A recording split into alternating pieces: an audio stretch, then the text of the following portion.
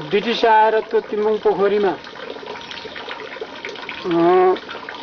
दूरबीन लाएर हेर्दाखेरि सुनको गुड र गाई देखो अरे। त्यहाँदेखि उसले गएर अनि यो पछिबाट चाहिँ यो निकाल्नु सकिने रहेछ भनेर ओजन गर्दा अनि कुल्ली लिएर आएर एक साता बसेर निकास उसको उँधो जाने ठाउँमा 3 फुट 4 फुट सम्म खनिसक्दा 12 जना कुल्ली मर्यो अरे।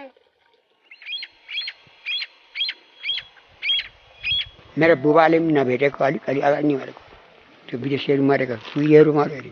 त्यो पोखरी निकास त्यो खोलेको विदेशले हो, यहाँ त्यो खोलेको थिएन, अलि माथि हो। अलि तल खोल्दाखेरि त्यही रक्तै छाडे ती मरे अरे। तर हाम्रो लिम्बूबाट के भन्छ भने यो कोही त्यस्तै मान्छे नराम्रो आयो भने त्यहाँ पड्किन्छ डुङ।